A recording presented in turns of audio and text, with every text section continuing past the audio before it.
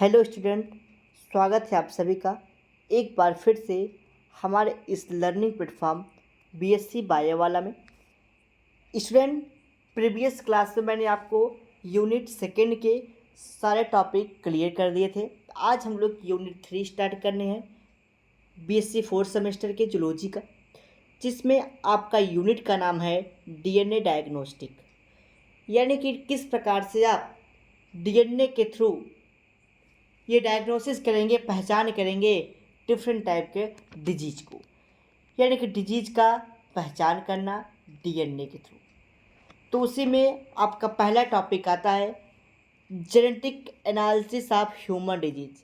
यानी कि जेनेटिकली, यानी कि जेनेटिक मटेरियल से, कहने का मतलब किस प्रकार से आप ह्यूमन के डिजीज का एनालाइज करेंगे डीएनए के माध्यम से, जेनेटिक मटेरियल के माध्यम से, जेनेटिकली किस प्रकार से आप उसका डिटेक्शन करेंगे। तो उसमें बहुत सारे माध्यम आते हैं डिटेक्ट करने का। जैसे आप डीएनए फिंगरप्रिंटिंग कर सकते हैं, डीएनए सीक्वेंसिंग टेस्ट को देख सकते हैं कि क्या उसमें जो डीएनए का सीक्वेंस है क्या वो सही है। पीसीआर और आरटीपीसीआर के माध्यम से, यानी कि reverse transcription polymerase chain reaction के द्वारा आप देख सकते हैं, या फिर पॉलीमरेज चेन रिएक्शन के द्वारा आप उसके एनालिसिस कर सकते हैं। तो बहुत सारे मेथड होते हैं जिसमें हम आपको डीएनए फिंगरप्रिंटिंग और DNA sequencing test, RTPCR, PCR के बारे में समझाएंगे। तो उससे पहले हम लोग इसकी डेफिनेशन की बात करते हैं, एनालिसिस ऑफ ह्यूमन डिजीज़ की। तो the analysis of genetic disorder by different method called as analysis of genetic disorder. यानी कि भाई इसके डिफरेंट टाइप से हम इसकी एनालिसिस कर सकते हैं, या फिर यही बात बताई गई है, genetic analysis may be done to identify genetic और इनहेरिटेड डिसऑर्डर। यानी कि जो जेनेटिक एनालिसिस होती है वो डिफरेंट टाइप्स से क्या होती है, की जाती है।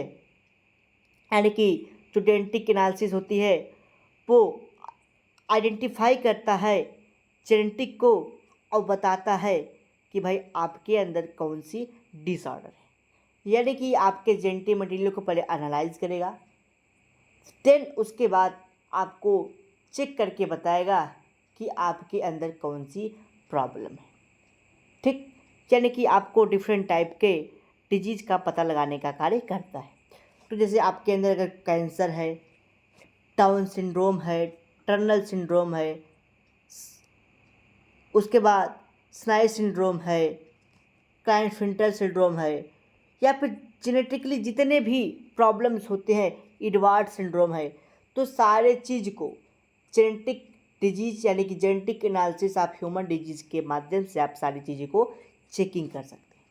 तो वही बात यहाँ पे लिखी है, जेनेटिक एनालिसिस में be done to identify genetic overall inherited disorder and also to make a differentially diagnosis in certain somatic disease। यानी कि जो जेनेटिक मटेरियल होता है उसके द्वारा हम लोग एनालाइज कर लेते हैं डिफरेंट टाइप के डिजीज़ को। सोमैटिक डिजीज़ यानी कि जो भी डिजीज़ हाल ही में हुई होती है, जैसे कैंसर को, डाउन सिंड्रोम का, टर्नल सिंड्रोम का, स्नाइड सिंड्रोम का, क्लाइनफिल्टर सिंड्रोम का, एडवार्ड सिंड्रोम का, इन सब का हम लोग डिटेक्शन कर लेते हैं। उसी के संदर्भ में आगे लिखा गया है, genetic analysis of cancer include detection of mutation, fusion of gene, DNA copy number changes. यानी कि जो आपका जेनेटिक एनालिसिस होता है वो कैंसर का भी किया जाता है। भाई उसमें देखा जाता है, उस पर डिटेक्ट किया जाता है कि जो आपके जीन है क्या उसके कॉपी नंबर, डीएनए का कॉपी नंबर चेंज तो नहीं हो गया, या फिर डीएनए रिप्लेस तो नहीं हो गए हैं। तो वो सारी चीज़ें कैंसर में चेक की जाती हैं। Genetic analysis is the overall process of study and researching in field of science that involve genetic and molecular biology. यानी कि जो आपका जेनेटिक एनालिसिस होता है उसमें ये देखा जाता है कि जो आपका जेनेटिक मटेरियल है या फिर जो आपके मॉलिक्यूल्स हैं आपके, यानी कि DNA, sorry, protein, enzyme, lipid, इन सब की चेकिंग की जाती है कि क्या वो प्रचुर मात्रा में प्रेजेंट है कि नहीं। The analysis of disease which occurs by gene help in prevention of control. Genetic analysis is responsible for diagnosis of disorder which are caused by abnormal gene। यानी कि जो एनालिसिस की जाएगी डिजीज़ की जीन के द्वारा, उससे ये देखा जाएगा कि क्या जो डायग्नोसिस की जा रही है ये एबनॉर्मल है या फिर घातक है, यानी कि सामान्य है रक्त, यानी कि जो कि प्रॉब्लम है या फिर घातक है, तो उस प्रकार से उसकी डायग्नोसिस की जाएगी। तो इसमें वेरियस टाइप के, यानी कि विभिन्न प्रकार से उसकी एनालिसिस की जाएगी, यानी कि various type of genetic analysis. तो कई प्रकार से उसकी एनालिसिस की जाएगी। तो पहला है, यानी कि उसी में लिखा गया है, genetic analysis include molecular technology such as PCR, RT-PCR, DNA sequencing, DNA माइक्रोसी। ठीक, उसी में लिखा गया इम्यूनो एसिटाइज टेस्ट और साइटोजेनिक मेथड लाइक कैरियोप्टाइज, यानी कि अरेंजमेंट ऑफ सॉप, यानी कि डिफरेंट टाइप से क्या कर सकते हैं हम लोग उसके एनालिसिस कर सकते हैं जो भी आपके अंदर प्रॉब्लम्स है डिजीज़ की। तो पहला है PCR माध्यम, जिसको हम लोग पॉलीमरेज चेन रिएक्शन कहते हैं। इसमें क्या होता है भाई, बहुत सारे कॉपियाँ बनती हैं, मिलियन बिलियन कॉपियाँ बनती हैं DNA की। ठीक, तो उससे हम पता लगा सकते हैं कि भाई आपके जो भी जीन हैं क्या उसमें प्रॉब्लम है। तो वही लिखा गया है, PCR is polymerase chain reaction in molecular biology for producing million copy of a particular DNA sequence. यानी कि PCR का उपयोग बहुत सारी, यानी कि मिलियन बिलियन कॉपी बनाई जाती है किसी पार्टिकुलर सीक्वेंस का, किसी भी DNA सीक्वेंस का बहुत सारी कॉपियाँ बनाने का कार्य करती है। Nowadays PCR is widely use in genetic disease. यानी कि भाई अब के दिनों में जो PCR है उसका उपयोग हम लोग जेनेटिकली डिजीज़ को एनालाइज करने में करते हैं, यानी कि जेनेटिकली कोई प्रॉब्लम तो नहीं है, कोई आपको रोग नहीं है, उसका उपयोग करते हैं हम लोग चेकिंग में। तो DNA फिंगरप्रिंटिंग के माध्यम से करते हैं फॉरेंसिक साइंसेज में, यानी कि जो फॉरेंसिक साइंस होती हैं वहाँ पे इन सब के द्वारा, यानी कि DNA फिंगरप्रिंटिंग के द्वारा हम लोग एनालिसिस करते हैं कि आपके अंदर कोई प्रॉब्लम तो नहीं है। नेक्स्ट आता है RT-PCR, यानी कि reverse transcription polymerase chain reaction. इसी को हम लोग RT-PCR कहते हैं। इसमें क्या होता है, it is a test gold standard test for diagnosis viral disease. यानी कि ये बहुत ही अच्छा मेथड है जिसके द्वारा हम लोग वायरल डिजीज़ों का डिटेक्शन करते हैं। जैसे कोविड-19 एक वायरल डिजीज़ था, इबोला एक वायरल डिजीज़ है, सार्प एक वायरल डिजीज़ है।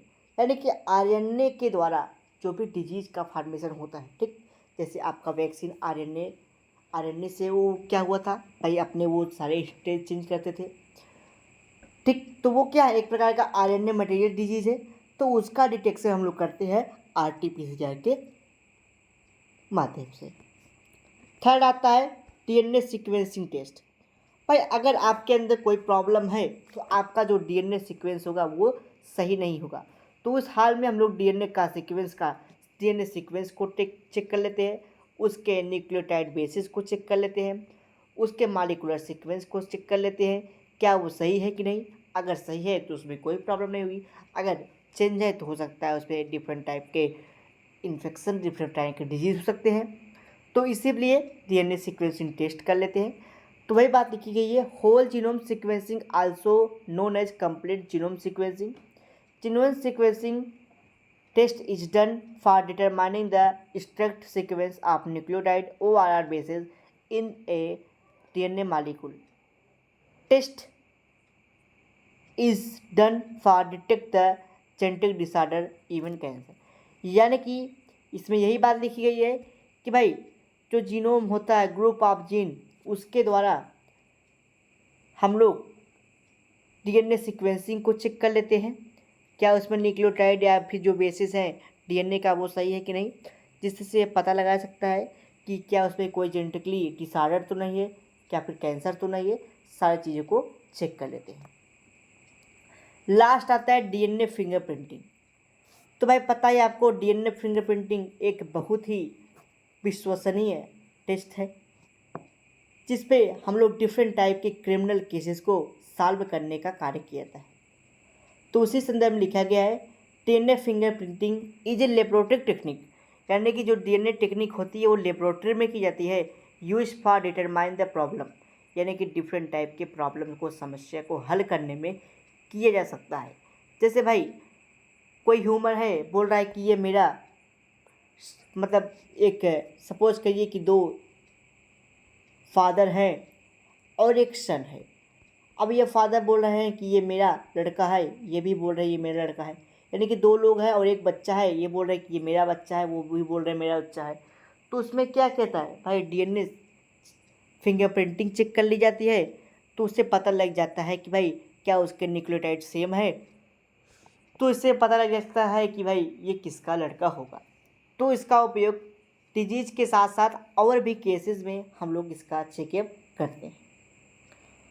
DNA fingerprinting is a technique that show the genetic makeup living things in a method finding the differences between DNA sequence in the fingerprinting.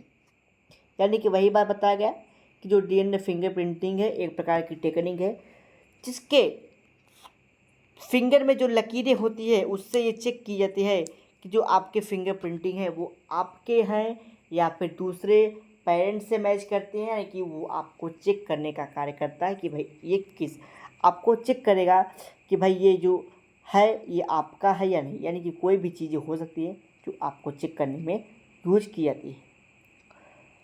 DNA sequencing in the DNA fingerprinting VNTR यानी कि variable number of tendency repeat are use for detection of paternity genetic disease in DNA fingerprinting PCR using the formation of multiple copy of disease. यानी कि उसी में VNTR यानी कि variable number of tendency, यानी कि जो भी डीएनए फिंगर में अगर कोई क्रिमिनल केस है या फिर कोई लोकल केस है उसमें भी इसका उपयोग किया जाता है। तो ये रहा आपका लास्ट टॉपिक, ये रहा आपका डीएनए सीक्वेंसिंग का यानी कि genetic analysis of human disease. तो ये सारी बातें हुई आपके साथ। नेक्स्ट लेक्चर में हम लोग नए टॉपिक पर डिस्कस करेंगे जिसका नाम है detection of known and unknown mutation, यानी कि म्यूटेशन किस प्रकार से होता है, नोन और अननोन म्यूटेशन के बारे में अगले लेक्चर में समझेंगे। अगर आपके कोई डाउट, कोई क्वेरीज, कोई क्वेश्चन हो तो आप हमसे पूछ सकते हैं। मिलते हैं अगले लेक्चर में detection of unknown unknown mutation. अगर आपको इसका PDF नोट्स चाहिए तो आप PDF नोट्स को डाउनलोड कर सकते हैं टेलीग्राम के माध्यम से। अगर आपको वीडियो अच्छा लगा तो वीडियो को लाइक, सब्सक्राइब, शेयर कर दीजिए और बेल आइकन दबा लीजिए ताकि आपको डेली की डेली नोटिफिकेशंस मिलते रहें। तो मिलते हैं अगले लेक्चर में detection of known and unknown mutation.